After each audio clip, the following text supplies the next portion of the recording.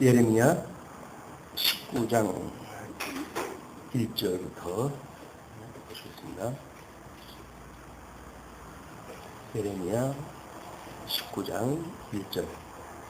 여호와께서 이같이 말씀하시되 가서 포기장 위에 오지병을 사고 백성의 어른들과 제사장의 어른 몇 사람을 데리고 하시드문 어귀에 있는 흰놈의 아들의 골짜기로 가서 거기서 내가 내게 이른 말을 선포하여 이르기를 너희 유다 왕들아 예루살렘 거민아 여호와의 말씀을 들으라.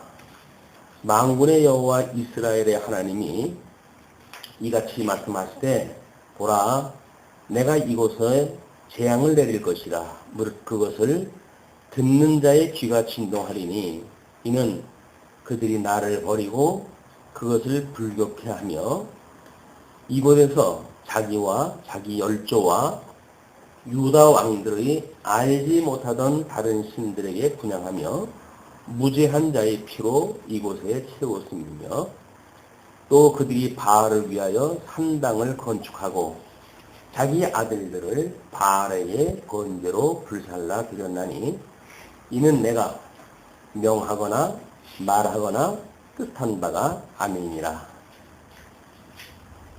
5절까지. 네, 오늘 우리가 살펴볼 내용은 19장부터 20장까지의 징계할 것을 예언하면서 탄식하는 내용입니다. 예레미야라고 하는 선지자는 우리 그 20장 넘어가게 되면 고백적으로 이야기를 하지만 자기가 원해서 하는 일도 아닌데 하나님 앞에 붙들림을 받아가지고 이 민족의 비극사에 대해서 이야기를 하게 되어진 어떻게 보게 되면 비련의 주인공인지도 모릅니다. 하나님의 그 말씀을 들려주게 되면 그 말씀을 인해 가지고 돌이키는 사람이라도 있으면 모를까 다른 소리 한다고 해가지고 이제 때리고 옥에 가두고 죽이려고 음모를 갖다 꾸미는 이런 가운데 하나님의 말씀을 증거하는 예레미야의 이런 그 사건은 바로 예수 그리스도를 예표하는 사건이기도 하죠.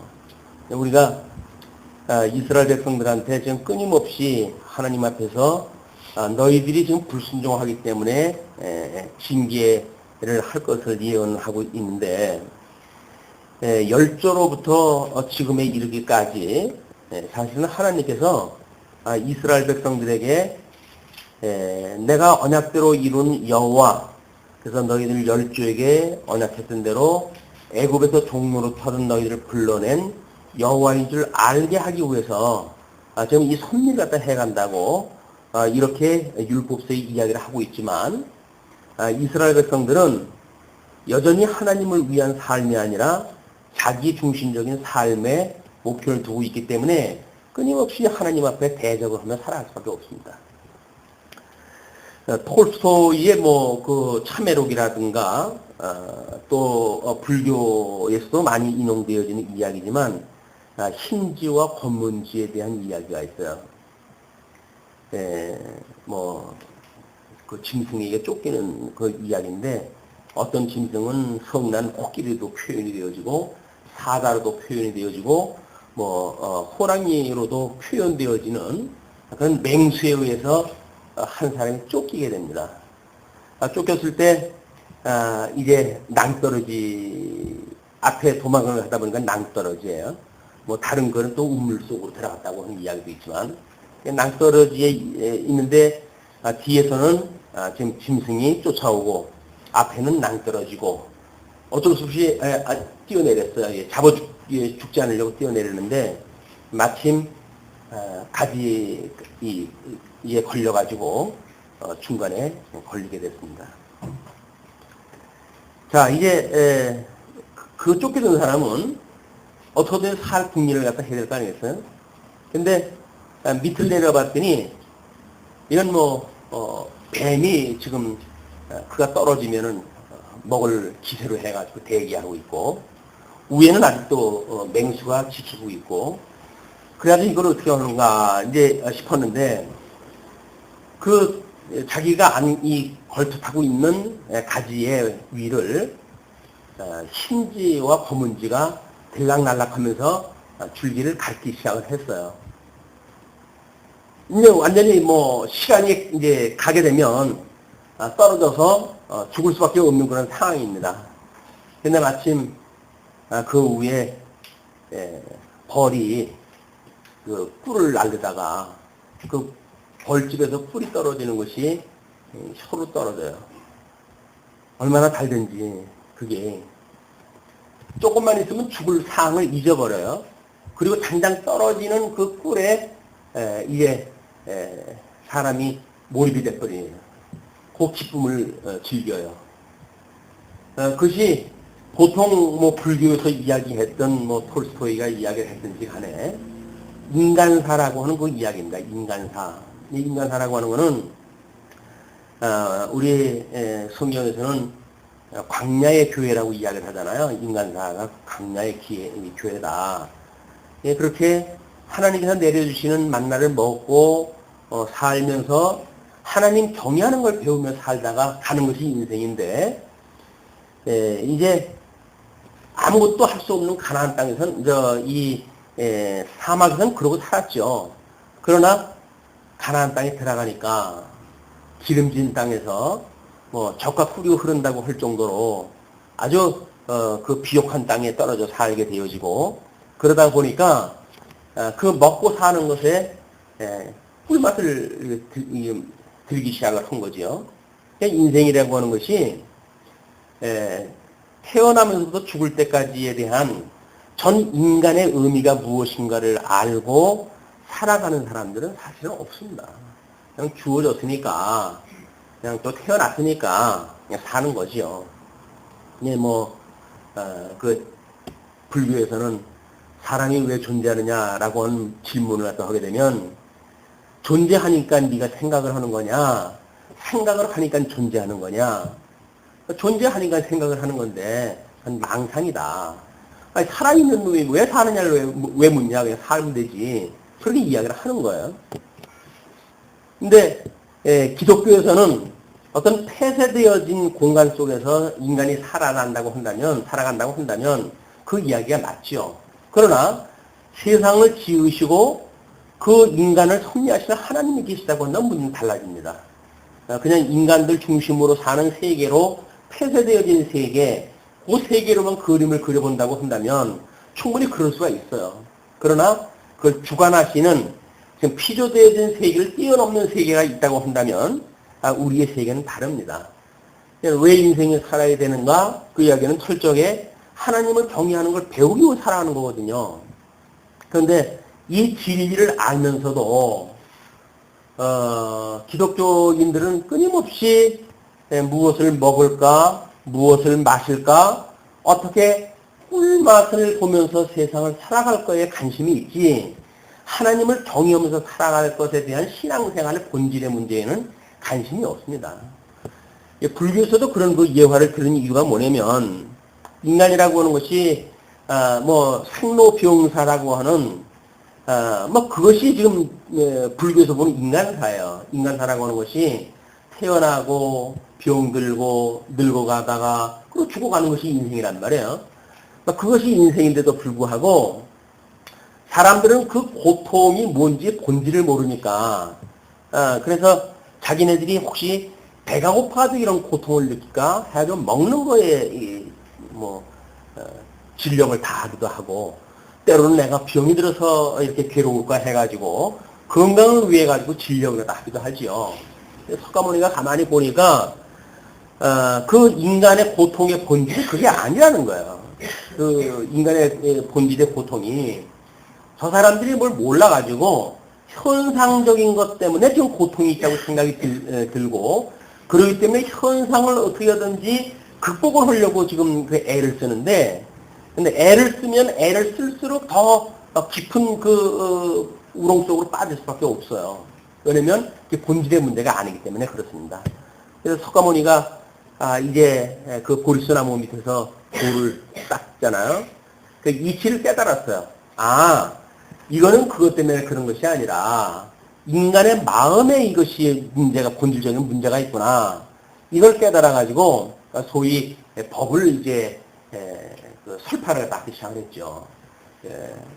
근데 그 석가모니는 왕자였었거든요. 그 왕자면 조금 있으면 이제 그 나라의 왕이 될 사람이란 말이에요.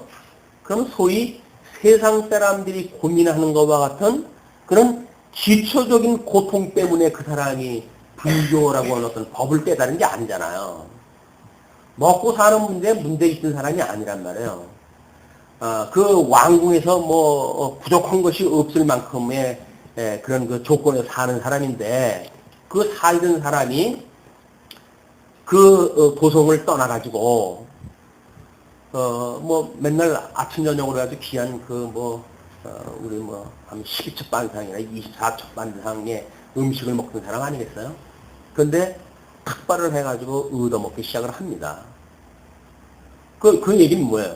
사람의 그 고통이, 본질이 먹는 게 있는 것이 아니라는 거예요. 먹는 것에 본질적인 문제가 있다고 한다면, 빌어 먹어도 존재를 한다는 거예요. 그렇다고 한다면 먹는 것이 문제가 아니지 않습니까? 그가 그 화려한 그 옷을 벗어버리고, 거지 적삼을 갖다 입고 다녀요. 그럼 입는 거에도 본질적인 문제가 아닌 거예요. 누가 이따가 버린 거라도 주워 입으면 뭐 입는 문제 아무런 문제가 없어요. 그러니까 입는 것도 고통이 아닌 거예요. 그럼 도대체 뭐가 고통일까요?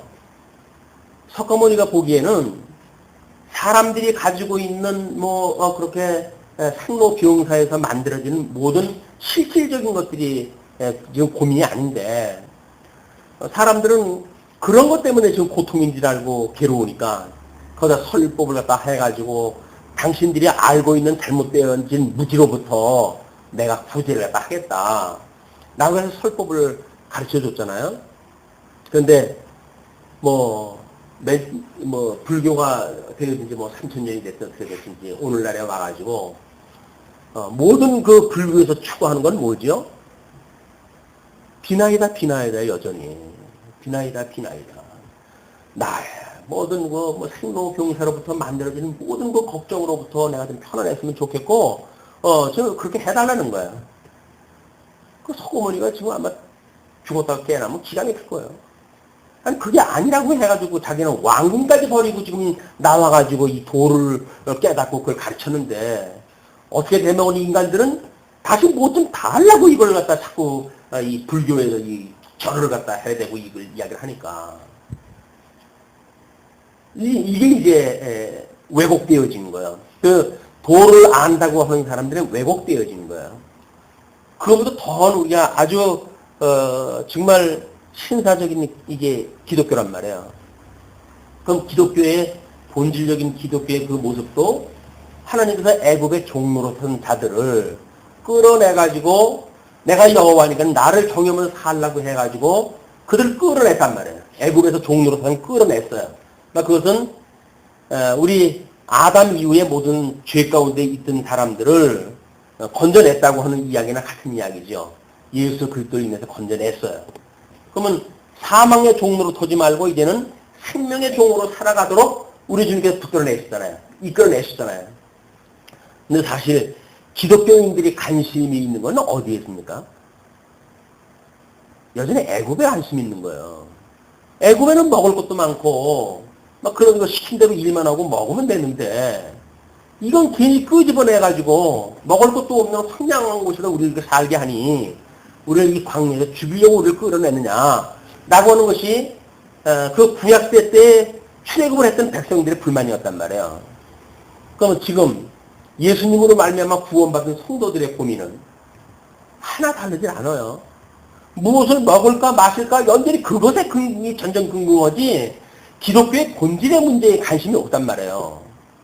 기독교의 본질의 문제가 관심이 없으니까 세속에서 소위 말하는 어떤 그런 인류를 지향하는 고지를 지향하는 세속과 다를 걸 똑같이 얻는 것이 교회에서 만들어지는 거 아니에요? 어떻게 하면 다른 사람보다 기름진 음식을 먹을까? 어떻게 하면 다른 사람보다 더 멋있는 옷을 입을까? 어떻게 하면 다른 사람 앞에서 많은 돈을 가지고 명예를 갖다가 누리고 살아갈까? 어떻게 하면 권세를 가지고 다른 사람을 통치하고 그 찍어 누르면서 굴림으로 살아갈까? 인간의 이 본질 문제는 결국은 우리는 어떤 허상을 좀 쫓고 살아가고 있는 거예요. 허상을 딱 쫓고. 기독교의 본질의 문제를 갖다 들여다볼 생각을 안 한다고요. 그래서 지금 예레미야가 예언을 갖다 할 수밖에 없었던 이스라엘의 상황인 거예요. 아까 지사님 기도할 때 그 말씀에 대한 그 내용과 또 우리들에게 적용되어질 그런 그 내용을 이야기를 하는데 그냥 읽어보면 사건이 그 사건인 거예요. 이건 물론 예수 그리스도에 의해 가지고 성취되어질 사건이죠. 예수 그리스도께서 이제 성령이 오시면 주님의 몸된 교회가 이루어간다고 이야기를 했어요. 주님의 몸된 교회가 이루어갈 때는 끊임없이 고통이 너희한테 따를 것이다. 이미 예언되어져 있어요. 그럼 예수를 믿는다는 이야기는 뭐야 한마디로? 고통을 받는다는 이야기인데 그 고통을 안 받고 예수를 믿겠다고 그러니까 그건 기독교의 본질이 아니란 말이에요. 기독교라고 하는 건 철저하게 이 사망의 권세, 세속의 권세로부터 뭔가 차별화를 갖다 하고 거부를 갖다 하고 그리고 이 진리를 위하여 주를 위하여 살아가겠다고 하는 새로운 우리들의 피조물로서의 관점의 변화인데 관점의 변화 새로운 피조물로서의 어떤 중생인으로 삶의 문제는 그렇게 우리한테 근심 줄 게 없어요. 뭘 먹을까 마실까 걱정이지. 주님의 몸된 교회가 산으로 가든지 강으로 가든지 무슨 상관이 있어요, 나하고. 아무런 상관이 없어요. 나한테 무슨 문제가 있어야 내가 더 중요하지. 교회의 일이 뭐가 그렇게 중요합니까? 물론 그런 걸 핑계대기 위해서 교회라고 하는 것이 신령한 교회, 천상교회를 이야기를 하지, 이렇게 눈에 보이는 가식인 교회를 말하는 건 아니지 않냐? 이런 비올론을 갖다 할 수 있을지 몰라요. 그러나, 그게 그거예요. 아무리 그렇게 변명을 갖다 해야 된다고 하더라도, 자기 손바닥으로 하늘을 가르는 일이지, 하나님의 그 속을 모르겠어요? 하나님의 그 속을 뻔히 보고 계신데, 이런 본질적인 문제로부터 기독교의 우리가 어떤 죄의 그런 정말 어쩔 수 없는 그 죄의 아픔, 고통 이런 거로부터 예수 그리스도를 말미암아 가지고 그 죄의 권세로부터 자유를 누렸다고 하는 이 은혜의 감격이 없으면 죄의 문제 해결됐다고 치고 천국 이미 예정론에 의해 가지고 다 확보되어졌다고 치고 그리고 살아가는 교회 생활이, 신통한 게 나올 까닭이 없지 않습니까?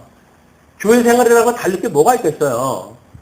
여전히 세상 사는 사람이나 똑같이 사는 거지요. 다만 다르다고 한다면, 다른 사람들이 모르는 이론 체계를 내가 가지고 있다는 거예요. 근데 그 이론 체계가 나하고 뭔 상관이 있어요? 하나님이 역사를 섭리해 가시는 것하고, 내가 그 이론 체계를 가지고 내가 나를 간에 쇠뇌시키고 그렇다고 믿는 거 뭔 상관이 있어요. 아무런 상관없는 일이에요. 그럼 우리는 오히려 본질을 알고도 이 본질을 누리지 못한다고 한다면 세상에서 가장 불쌍한 인생인 거예요.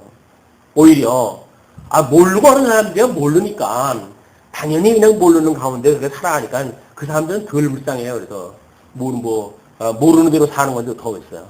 근데 우리는 최고의 진리를 알았다고 이야기하잖아요. 그런데 과연 최고의 진리를 갖다 우리가 알고 그걸 누리고 사는 사람들인가 라고 하는 문제에 들어가게 되면 우리는 예레미야의 지금 이 본문의 내용이 우리들의 어떤 골수를 쪼개는 말씀으로 이게 들려야 되죠. 지금서부터 2700년 전, 2500여 년 전에 있었던 그냥 그런 간단한 사건으로 우리가 객관적인 성경에 기록되어 있는 사건이다. 이거는 우리가 일용할 양식하고는 아무 상관없는 이야기예요. 이것이 말씀이 되어져 가지고 우리가 우리의 영으로 정말 이 말씀이 우리의 영의 양식이 되어지는 쪽으로 이것이 들리지 않는다고 한다면 우리 성경을 아는 지식은 다 바리새인들이 알고 있었던 성경의 지식과 다를 것이 없습니다. 바리새인들이 알고 있었던 그런 아주 선민 사상 또는 성경을 알고 있다고 하는 그런 그 자부심 이것이 오늘날 성경의 제일 깊은 진리 체계를 공부한다고 하는 우리들도 그들과 다를 것이 아무것도 없다. 숙제 안 배우는 게 우리한테는 더 낫죠. 모르니까 나중에 하나님 앞에 저는 몰랐는데요 라고 변명해도 하잖아요. 근데 변명도 못하네. 너무 잘 알아놔가지고. 그러니까는 이것이 우리들의 심판이 되어져 온단 말이에요. 심판이. 말씀을 깨달았는데도 불구하고 아무런 어떤 이런 우리들의 내적 영감의 변화가 없다고 한다면 이거야말로 뭐가 이상한 거 아니에요? 아니 왜 하나님의 말씀을 우리가 먹고 하는데도 불구하고 영적인 변화가 만들어질까? 그거는 말씀을 왜 양식으로 먹지 못한다는 이야기거든요. 지금 예레미야가 예언을 하는 내용은 하나님의 말씀의 선포입니다. 그럼 그건 장차 무슨 일이 벌어지는가에 대한 문제는 그냥 현상적인 이야기고 그 본질의 문제가 무엇인가를 들여다보는 일은 하나님의 은혜에 붙들려져 있는 자들의 몫일 거예요. 여전히 하나님의 은혜에 붙들려져 있지 않는 자들은 이게 내 듣기 싫은 소리 한다고 해가지고 예레미야를 배척하는 일이나 하지 그 말에 귀를 기울이고 하나님의 섭리에 대하여 공부하고 이렇게 하는 일이 이제 있지 않을 것은 너무나 잔영한 일입니다. 자, 이 정도의 서론이면 이 말씀은 예수 그리스도의 지금 예레미야의 예루살렘의 멸망에 대한 이야기, 이거는 역사적으로 성취가 되어지겠죠. 또 예수님 때 와가지고 이거는 또 한 번 실체적으로 성취가 되어지겠죠. 예수님이 주 70년 성전 회파에 대해서 이야기를 했고 우주 종말적 멸망을 갖다 이야기를 하셨어요. 그것도 이루어질 거예요. 이루어질 거예요.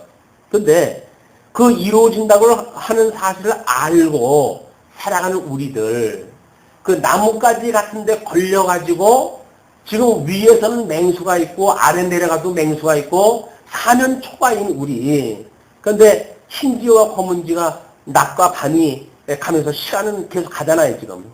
우리가 이 하나님 앞에 붙들려 있는 이 하나님을 배우고 깨닫도록 주어진 시간 세계 속에서의 우리들의 이 시간은 한정되어져 있단 말이에요. 검은지와 흰지가 들락날락 하면서 갉아먹는 것만큼 우리는 수완이 다하게 되면 나무는 떨어질 거고 떨어지게 되면 우리는 밑에 있는 맹수들에 의해서 이 인생을 마감을 할 거라고요.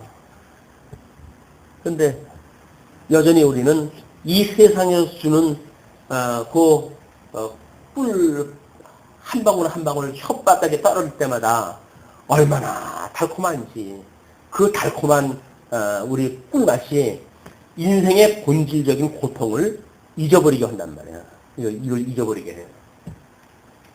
이제는 우리가 좀 뭔가 본질의 세계를 좀 탕비해야 될 게 아닌가.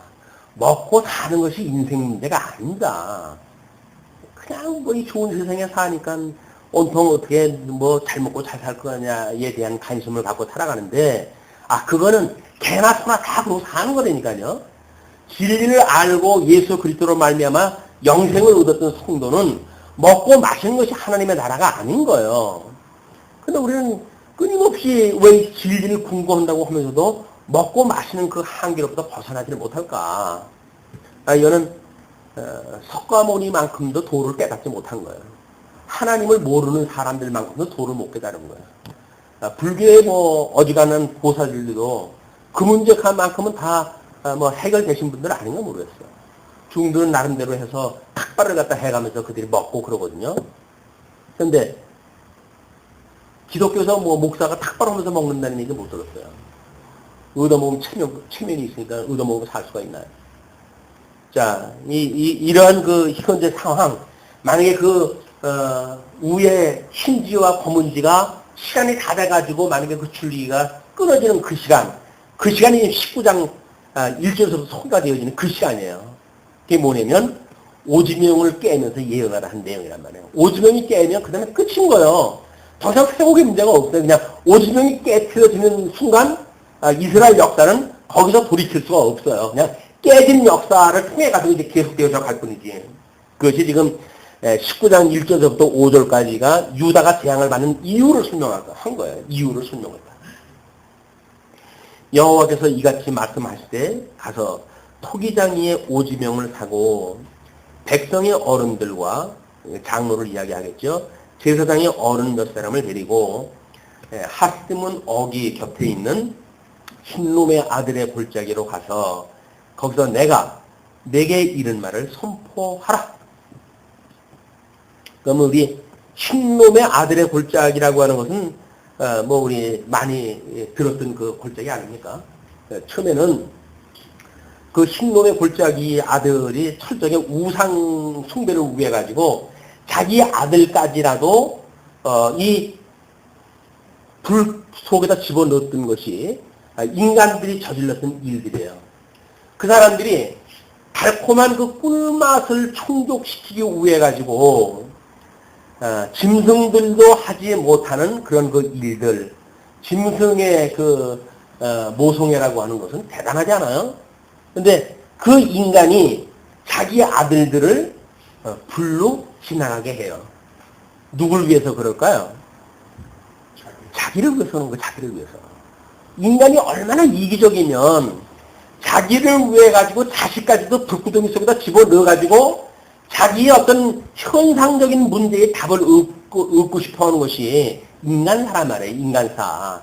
이런 인간의 실체가 우리들한테 인정이 되어져야 우리가 다른 사람 앞에 뭐 잘난 척을 안 할 거 아니겠어요. 인간의 그런 이 본질이 얼마나 이기적이고 자기중심적이고 하나님 앞에 말할 수 없는 죄인이라고 하는 본질이 깨달아져야 우리가 하나님 앞에 받았던 구원의 감격도 있는 것이고 다른 사람이 어떤 그런 그 죄를 본다든지 허물을 본다고 했을 적에도 자기 죄가 들여다 보이니까 차마 뭐라고 할 수가 없어야 되는 거지. 그런데 어떻게 된 인간들은 예수님 앞에 우리가 구원받았다고 하는 거는 엄청나게 뻥을 치고 이야기를 또 하면서도 상대방의 죄를 보게 되면 가만 두질 못해요. 범죄 사건을 보게 되면 그냥 씹어대고 더든지 그를 물어뜯고 해가지고 자기 발밑에다 깔아 뭉개려고 하는 그것이 소위 복음을 안다고 하는 자들의 상태란 말이에요. 인정되십니까? 나는 그래도 안 그러는데. 안 그러시는 분은 빠지시고, 그러신다고 하는 분만 이제 들으세요, 그러면. 자, 내가 이런 말을 골짜기로 이제 가서 하는데, 그것도, 아마 요시야 임금 때 종교개혁이 일어났으니까, 그 흰놈의 골짜기를 쓰레기 골짜기로 해서 바꿔버렸어요. 전부 이제 우상 던지니 뭐니 해서 다 그쪽에다 집어넣어놓고 깨트리고, 거기다 불을 태우고, 그래서 만들었던 곳이 그 흰 놈의 아들의 골짜기거든요. 과거에는 자기의 유익을 위해 가지고 아들을 불태웠던 것이고, 지금은 온통 쓰레기밭이 되어져 있는 것이 예루살렘에 되어질 모양을 그대로 지금 이야기를 하겠다. 그 상황을 놓고, 거기에서 네가 말을 선포해라. 그 이야기예요. 이미 예레미야가 지금 말을 선포하는 배경을 보니까 그게 예루살렘의 배경이고 이스라엘이라고 하는 하나님께서 언약했던 나라에 지금 현상 되어질 그런 예언의 밭이 그렇게 되어져 있는 거예요. 그것이 이스라엘 백성들이 하나님 앞에 얼마나 범죄했는지를 뭐 발바닥으로 그냥 밟고 예언을 할 거니까 뭐 핑계할 수가 없잖아요. 자, 이르기를 너희 유다 왕들과 예루살렘 거민아 여호와의 말씀을 들으라. 만군의 여호와 이스라엘의 하나님이 이같이 말씀하시되 보라 내가 이곳에 재앙을 내릴 것이라 무릇 그것을 듣는 자의 귀가 진동하리니. 예, 그 재앙을 내릴 때에 재앙을 내리는 소리가 온통 그 듣는 자의 귀가 진동하다 한대요. 귀청이 다 떨어져 나가고 하나님의 음성, 세미한 음성을 듣지 못하는 자들에게 완전 기모리가 될 만큼 이런 이게 하나님의 재앙이 떨어질 것인데 왜 그러는가? 이는 그들이 나를 버리고 이것을 불격케 하며 흰놈의 골짜기를 불격케 했다는 이야기는 우상을 섬겨왔단 말이에요. 하나님을 경외하는 것이 인생의 본분인데 하나님을 경외하는 데는 관심이 없고 자기 유익을 위해 가지고는 아들까지도 불구덩이에다 집어넣는 이런 인간들을 하나님께서 지금 심판을 하시기 위해서 그렇게 나를 버리고 이것을 불격해 했고, 또 뿐만 아니라 이곳에서 자기와 자기 열조와 유다 왕들의 알지 못하던 다른 신들에게 분양하며 무죄한 자의 피로 이곳에 채웠음이며, 자기의 유익을 위해 가지고는 전통도 없어요. 자기 열조들이 믿었던 신들 뭐 이런 거 다 필요 없어요. 왜? 그 신들의 무용함은 아마 지나오면서 다 알았던가 봐요. 그러니까 새로운 그런 그 우상이 나오게 되면 그냥 사람들이 그 매력에 빠져가지고 그냥 이 짓을 계속 해야 되는 거예요. 물론 본질은 같지만 그들은 끊임없이 변화되어지는 우상 문화에 최첨단을 걷게 되어지는 거죠. 우리들의 지금 모습 보고 똑같지 않나 모르겠어요. 우리가 우상 섬기는 게 탐심이라고 그랬는데, 탐심이라고 하는 것은 우리가 가지고 있는 탐심을 보게 되면 유행만큼 민감한 게 없잖아요. 뭐 옛날처럼 하루 세 끼 먹는 걸로만 좋겠다고 한다면 우리가 뭐 그렇게 하나님 앞에 이 우상을 섬기는 일에 최첨단 달릴 일이 없잖아요. 그런데 세상이 바뀌는 거에 제일 앞장서가지고 바꿔줘야 되니까 그냥 우리는 무제한 돈이 필요하고, 그 돈이 필요하니까는 뭐 이 돈을 벌기 위해서는 수단 방법 가리지 않아야 되고 그 일을 추구를 갖다 해야 되고, 이렇게 살아가는 것이 이런 그 인간사들의 모습이다. 자기네들이 지금 무슨 일을 하고 사는지 모르는 거예요. 뭐 좀 나라가 어떻게 돼가든지 뭐 자기 명예를 위해서는 나라의 명예 같은 거, 뭐 국익 같은 거, 뭐 이런 거 상관도 없는 이런 그 시대가 지금 현대가 아닌가 싶은데, 이것이 인간들이 가지고 있는 죄 때문에 이렇게 만들어진 일입니다. 자, 5절 그러면서 또 그들이 바알을 위하여 산당을 건축하고 자기 아들들을 바알에게 번제로 불살라 드렸나니 이는 내가 명하거나 말하거나 뜻한 바가 아니니라. 하나님 기뻐하시는 뜻과 아무 상관없는 일이에요. 인간들이 다만 자기 욕심을 채우기 위해서 그렇게 살아갔던 거죠. 이 인간의 욕구, 이 인간의 욕구야말로, 이거는 우리 유교에서는 오욕 칠정이라고 이렇게 이야기를 하는데, 우리 기독교에서는 그걸 세 가지 큰 욕심으로 구분했다 했잖아요. 보암직스럽고, 먹음직스럽고, 또는 지혜 있을 만큼, 이게, 그렇게 탐스럽기도 하고, 그것이 육신의 정욕이요, 이생의 자랑이요, 안목의 정욕이란 말이에요. 그게 우상 숭배인 거예요. 그 안목의 정욕을 채우기 위해서 내 눈에 보기 좋은 걸 우리가 추구하고 살아가고 있으니까. 근데 우리는 신앙생활하면 그거는 다른 거라고 생각이 들잖아요. 근데 신앙생활 하면서 그걸 똑같이 하고 있는 거예요, 우리가.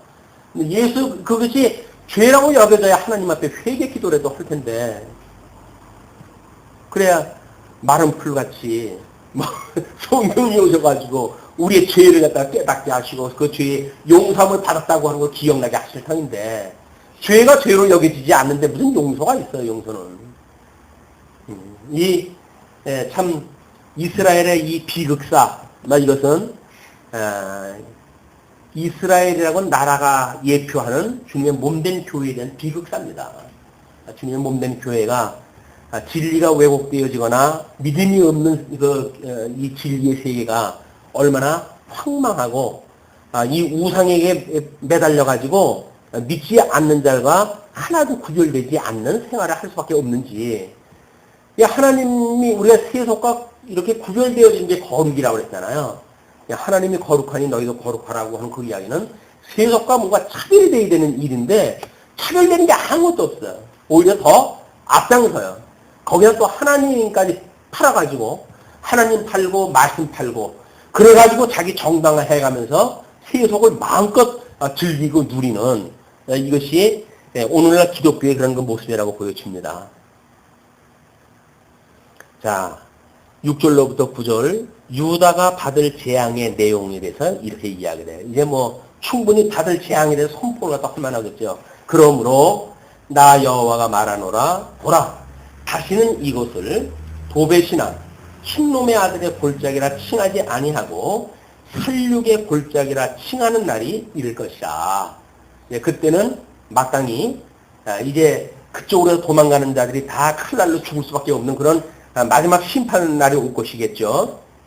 내가 이곳에서 유다와 예루살렘의 모계를 무욕케 하여, 흰놈의 골짜기에서 유다와 예루살렘이 가지고 있는 모든 계략 이런 것들을 무효케 해가지고 그들로 그 대적압과 생명을 찾는 자의 손의 칼에 엎드러지게 하고 그 시체를 공중의 새와 땅 짐승의 밥이 되게 하며, 그러니까 이게 결국 사단이 먹을 것들이에요, 다.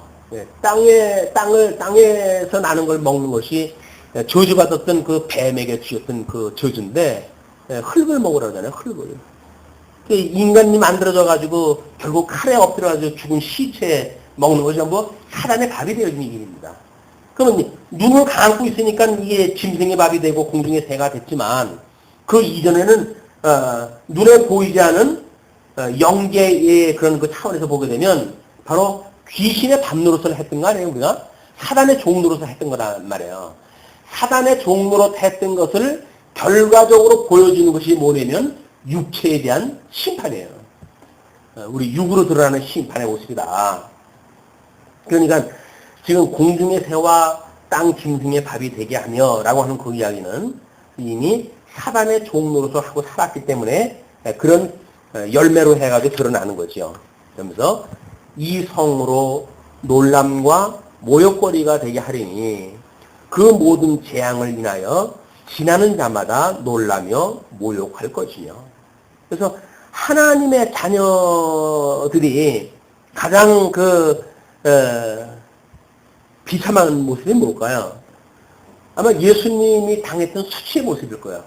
예수님이 수치를 당한 모습은 십자가 못 박아 죽기 전에 하나님의 아들임에도 불구하고 침뱉음을 당하고 채찍질을 당하고 뭐 창으로 찔림을 받고 가시면류관을 쓰고 홍포를 갖다가 나누고 이런 그 문제들이 바로 예수님이 재앙받았던 거 아닙니까?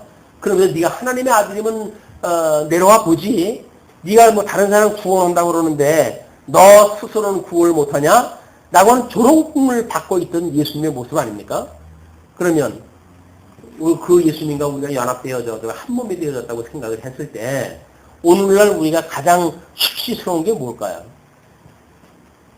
그게 얼마짜리 먹느냐에 대해서 수치스러운 건가요? 아니잖아요. 우리가 수치스럽다는 이야기는 예수의 이름으로 저주를 받는 일이래요. 예수 믿는 데는 인간들이나 뭐 이렇게 하면서 한다고 하면 예수 믿는다고 하는데 어쩌고 저쩌고 이런 그 일은 다 뭡니까 이게? 이게 이 모욕을 당하는 일이란 말이에요. 그리스도인들이 그리스도인으로 여겨지지 않는 것이 소위 요즘 말하는 개독교라고 그렇게 이 믿지 않는 자들의 조롱을 당하는 일은 만약에 우리가 정상적으로 신앙 이성적 어떤 감각을 가지고 신앙생활을 한다고 하면 이건 땅을 치고 회개하고 자복할 일이지. 그러거나 말거나 우리는 나만 잘 먹고 잘 살면 된다고 생각이 든다고 하면 그리스도와 아무 상관없는 사람들이니까 이 엄청난 사건임에도 불구하고 우리가 아무렇지도 않지. 어떻게 아무렇지도 않을 수가 있어요. 예수 그리스도의 그 조롱을 당하는 것에 그 주변에 있었던 예수님을 따랐던 사람들이라고 한다면 그 조롱이 가슴이 미어지는 그런 그 고통의 시간이었지. 그것이 뭐 이거 내가 아닌데 어떠냐. 뭐 예수님 어차피 십자가에 죽으러 오신 분인데 성경대로 저주받는 건데 뭐 어쩌냐. 이런 생각 가지고 살았겠어요? 거기에 그 옆에 있는 사람들이. 또 우리가 진리를 잘못 알면 그런다니까요. 주님의 몸된 게 뭐 우리 죄 때문에 망하는가? 뭐 이미 죄에서 다 구원받았는데 라고 이야기를 하면서 기독자가 어떻게 되든지 아무런 문제의식이 없단 말이에요. 이거는 놀랍게도 이것이 예수를 믿는가에 대한 신앙 고백에 대한 지금 현장 검증이에요. 우리 예수님께서 우리한테 묻는 거예요. 너는 지금 나를 뭐라고 보느냐? 너는 나를 누구라 하느냐? 라고 이야기를 하는 거란 말이에요. 근데 우리는 여전히 예수님 믿으면 복 주는 분이죠. 예수님 믿으면 우리가 건강하게 하는 분이죠. 라고 해가지고 온통 그쪽으로 가지고 예수님을 신앙 고백을 한다면 그것이 마지막 날 우리 오른편 왼편 갈랐을 때 예수님이 우리를 갖다 오른편에 두시겠어요? 난 너무 모르겠다고 그러죠. 예수님 고난받았을 때 아무렇게 본 척도 안 하던 인간이 나중에 나가지고 내가 주를 위해서 얼마나 일했는지 아세요? 라고 한들 예수님께서 그런 그 인간들을 갖다가 그래 너 나 때문에 참 수고했다 아주 오른쪽에서 두시겠냐고요. 아닌 거예요. 우리 기독교의 어떤 지금 이 일련의 사태들은 지금 예레미야가 이 복음을 증거했던 이런 그 사태와 조금도 다를 바가 없습니다. 조금도 다를 바가 없어요. 예레미야의 이런 그 어떤 선포하는 하나님의 말씀이 오늘날 우리의 골수까지 쪼개고 교회 생활을 한다고 하는 신앙 생활을 한다고 하는 우리들의 이 내면 세계가 얼마나 지금 오염되어 있기 때문에 불감증이 걸려가지고 아무런 죄의식도 아무런 문제의식도 없이 살아가는지에 대한 이걸 깨닫는 시간이 되어졌으면 좋겠다라는 생각이 듭니다. 이 말씀을 준비하면서 저도 많은 그런 회의를 갖다 했어요. 예. 정말 우리가 뭐 진리를 공부한다고 하고라고 하지만 여전히 우리들의 육을 위해서 살아가는 인생들이 하나님 앞에 맞아요. 하나님 우리들의 인간의 의를 가지고 구원받는 것이 아닙니다. 왜 아니겠어요? 맞죠. 그런데 의가 아니라고 그러면 하나님의 의로 구원을 받았을 텐데 하나님의 의라고 한다면 예수 그리스도의 죽으심이고 예수 그리스도의 고난이고 예수 그리스도가 받는 이런 어떤 질고의 시간들이었을 텐데 근데 그분을 믿는다고 하는 우리 신앙 고백이 거기에 미치지 않는다고 한다면 그런 감각이 아니라고 한다면 그리스도와 우리는 상관이 없는 거죠. 그리스도와 우리는 상관이 없는 거예요. 그저 나를 정당화하기 위한 이론만 있을 뿐이지. 그게 하나님 말씀하고 뭐 상관이 있어요. 우리 어떤 교조화되어져 있는 신앙 어떤 성경을 통해서 배우고 깨달았던 거를 갖다가 어떤 도구마 이런 교조 신조라고 하는 걸로 만들어 나가지고 살아가는 이 삶하고 이 하나님의 말씀을 먹고 살아가는 사람들은 완전히 다른 겁니다. 우리 교조를 가지고 어떤 신앙생활이라는 건 이런 거야 라는 걸 가지고 신앙생활을 한다고 그러잖아요. 근데 그게 아니란 말이에요. 우리가 살아가는 거는 하나님의 말씀을 가지고 먹고 살아가는 거지 머릿속에 그 잘나빠진 이론 몇 개 가지고 집어넣었다고 해가지고 그 논리를 가지고 살아가는 게 아니란 말이에요. 여전히 하나님의 말씀을 공부하게 되면 논리를 이야기를 하고 체계를 이야기를 하고 그런 것들은 성경이 이게 진리인가를 깨달아가기 위한 우리의 공부의 방법이지 그걸 배우는 것이 근본적인 목적이 아니잖아요. 우리의 근본 목적은 그렇게 깨달아진 성경이 하나님의 말씀이라고 확인되어진 그 성경이 하나님의 말씀으로 우리한테 먹을 수 있는 양식이 되어져야 그게 도구로 필요한 거지. 하나님의 말씀으로 우리한테 먹여지지 않는다고 한다면 그 이론 체계가 우리가 뭔 상관이 있습니까? 아무 상관이 없는 거예요. 그러니까 예수 천당 불신지옥만 듣고도 예수를 믿었던 그 사람들이 오히려 더 실질적인 거라니까요. 말씀 많이 한다고 해가지고 이거 설레발을 치고 하는 거 아무런 의미가 없어요. 하나님 말씀 생명의 양식으로 우리가 공급받지 않으면. 자, 너는 이제 가서 함께 가는 자의 목전에서 그 오지명을 깨뜨리고 그들에게 이르기를 만군의 여호와께서 이같이 말씀하시되 사람이 토기장이의 그릇을 한번 깨뜨리면 다시 완전하게 할 수 없나니 이와 같이 내가 이 백성과 이 성을 파하리니 그들을 매장할 자리가 없도록 도벳에 장사하리라. 흰놈의 지금 쓰레기 태우는 곳이니까 인간이 하나님을 경외하지 않고 죽는 그 시체라는 건 결국 뭐예요? 쓰레기 땅에다 불태워가지고 화장시킬 것밖에 없는 거예요. 우리가 지금 이제 장수의 시대라고 하지만 어차피 사람이 죽으면 땅에다 묻거나 무슨 불태워가지고 화장하거나 그럴 거 아닙니까? 근데 그건 그냥 흙이니까 흙으로 돌아간 거예요.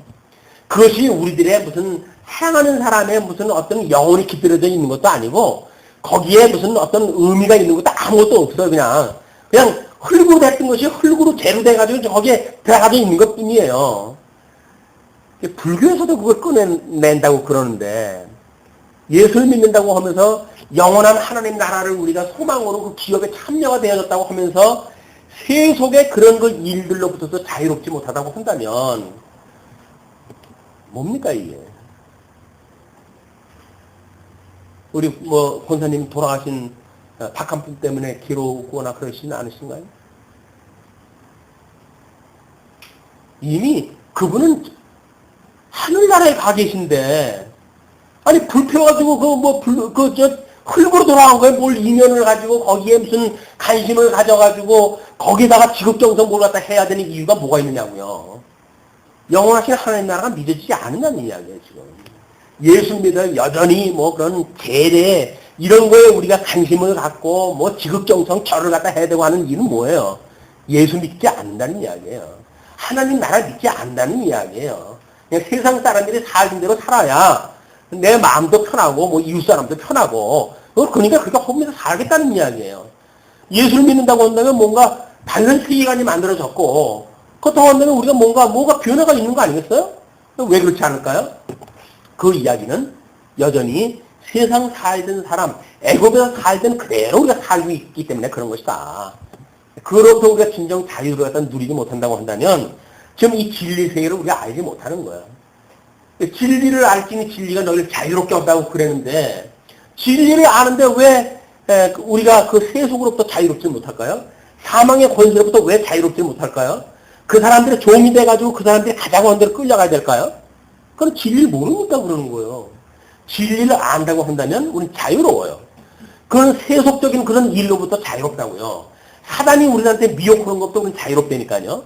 근데 자유롭지 못한다는 이야기는 뭐예요? 여전히 그 사단의 종 노릇을 하고 있는 거예요. 종이라고 해야 종입니까? 거기에서 아부나 떨고 거저 죽인 거 먹고 살면 그게 종이지. 이게 지금 하나님께서 전부 흰농골짜기에다 해가지고 매장짜리가 없도록 해버리겠다 그 이야기 아닙니까? 자, 무서운 선언들이 지금 소개가 되어집니다. 나 여호와가 말하노라. 내가 이곳과 그중 거민에게 이같이 행하여 이 성으로 도배깎게 할 것이다. 그러니까 흰놈의 골짜기처럼 이 예루살렘 도성을 그렇게 하시겠다 그 이야기예요. 예루살렘 집들과 유다 왕들의 집들, 곧 그 집들이 그 집 위에서 하늘의 만상에 분양하고 다른 신들에게 전제를 부음으로 더러워졌은즉 도백 땅처럼 되리라 하셨다 하라. 그래서 예루살렘의 모든 그 도성들도 여전히 그 우상을 섬겼던 도백 땅하고 아무것도 다른 게 없어요. 우리가 교회라고 해가지고 뭔가 세속과 구별되어진 이런 그 신앙생활을 하는 사람들이 아니라고 한다면 결국 어떻게 하겠다는 이야기예요. 다 한 부대기에다 집어넣어버리겠다. 한 무대기 속에서 집어넣어버리겠다 그 이야기예요. 예수를 믿고 구원을 받았다고 하는 그에 대한 확신이 실질적인 확신이 아니라고 한다면 관념적으로 이성적으로 어떤 이론 체계로 깨달아진 그런 것이 아니라 정말 예수님과 내가 한 몸이 되어졌다고 하는 이런 우리의 신앙의 감각이 아니라고 한다면 한 무대기로 해야 다 들어가고 말 겁니다.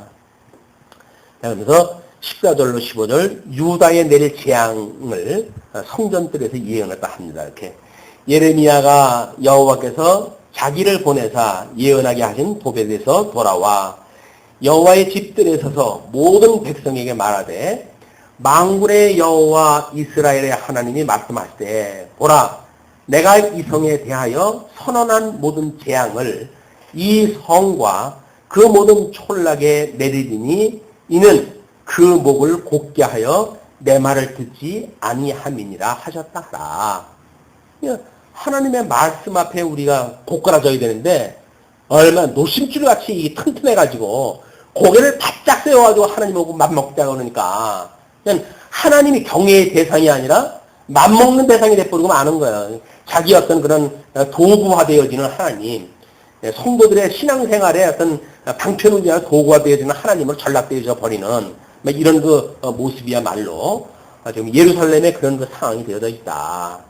하나님 앞에 부름을 받아가지고 이끌림을 받아가지고 출애굽이 되어졌고 출애굽되어졌던 백성들이 하나님 약속하셨던 가나안 땅에 들어와가지고 나라가 창건되어지고 그러고 이게 군국이 되어졌지만 요시야 임금을 통해 가지고 다시 뭔가 종교 개혁이 일어나가지고 이렇게 회복되어지는 것 같지만 끝내 바벨론에 포로로 끌려가지 아니하면 안 될 만큼 이 악이 꽉 찬 거예요. 이제 악이 꽉 찼어요. 그래가지고 예루살렘의 이 멸망에 대한 선언을 지금 합니다. 20장 1절 제사장 임멜의 아들 바스훌은 여호와의 집 유사장이라 그가 예레미야의 이 일 예언함을 들은지라. 이에 바스훌이 선지자 예레미야를 때리고 여호와의 집 베냐민의 윗문에 있는 착고에 채웠더니 다음날 바스훌이 예레미야를 착고에서 놓아주매 예레미야가 그에게 이르되 여호와께서 내 이름을 바스훌이라 하지 아니하시고 마골 밉사비라 하시느니라. 대저 여호와께서 이같이 말씀하시되 보라 내가 너와 내 모든 친구에게 두려움이 되게 하리니 그들이 그 원수의 칼에 엎드러질 것이요 내 눈은 그것을 볼 것이며 내가 온 유다를 바벨론 왕의 손에 붙이리니 그가 그들을 사로잡아 바벨론으로 옮겨 칼로 죽이리라.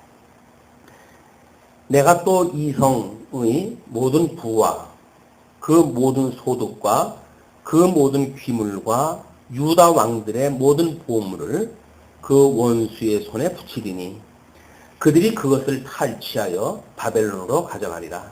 바스후라 너와 내 집에 거하는 모든 자가 포로되어 옮기우리니 내가 바벨론에 이르러 거기서 죽어 거기에 묻힐 것이라. 너와 내가 거짓 예언을 하여 들린 내 모든 친구도 일반이리라 하셨느니라. 지금 1절로부터 6절까지가 예레미야를 박해한 바스홀과 그가 받을 재앙에 대해서 소개가 되어진 내용인데, 일단 그 여호와의 집이 이제 성전이죠. 그 성전의 유사장인 걸로 보아가지고는 지금 그 제사장 집안에 그러기 때문에 대제사장의 그 사역을 그 해에 맡고 있던 사람이 아닌가 이런 생각이 드는데, 그 사람이 지금 그 예레미야를 예레미야도 그냥 흰놈의 골짜기에서 예언만 했으면 이런 비연이 없을 텐데, 거기서 예언을 갖다 하놓고는 예루살렘에 와가지고 이 이야기를 딱 하던 밭에 사단이 난 거예요. 그래가지고는 결국 그 대제사장한테 걸려가지고 그 포로가 되어졌습니다. 그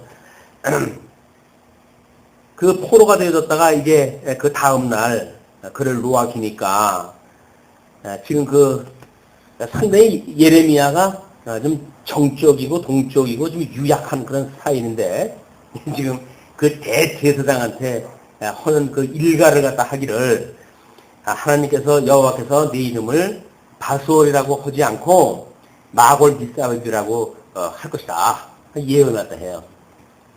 이때 당시에 그 뭐 이름의 그 어떤 그 일들은 그 사건을 의미를 하고 있기 때문에 말 그대로 뭐 사면에 에워싸이고 뭐 두려움을 받는다든지 이런 뜻이 포함되어져 있는 이름으로 지금 이제 이야기를 하거든요.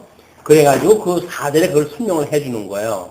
대저 여호와께서 이같이 말씀하실 때 보라 내가 너와 네 모든 친구에게 두려움이 되게 하겠다. 이는 그 모든 친구들까지 더불어가지고 이제 그 거짓 사역에 참여했던 그걸 소위 우리가 적그리스도라고 이렇게 구분하다고 하지 않았어요.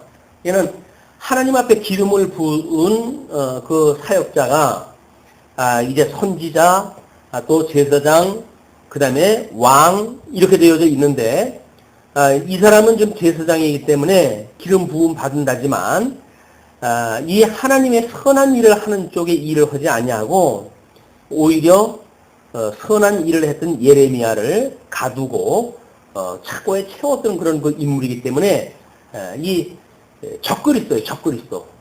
이건 하나님 앞에 기름을 부음 받되 오히려 하나님의 그런 선한 일을 방해해가는 일을 갖다 하던 그런 것하고 뿐만 아니라 그와 그 동물하고 오는 친구들은 거짓 선지자들이죠. 다 거짓말로 해가지고 예언을 갖다 했던 자들이니까 그런 자들을 한꺼번에 하나님께서 이제 두려움을 되게 하겠다. 그러면서 하나님이 두려움이 된다는 이야기는 떨리고 두려운 마음으로 하나님 앞에 살아가는 거 아니겠어요? 우리가 택함을 받은 백성들이 하나님 앞에 기쁘고 즐거운 마음으로 경외하면서 살아가는 것하고, 불택자들은 마찬가지로 하나님을 경외하는데 떨리고 두려운 마음으로 경외하다 하는 거예요.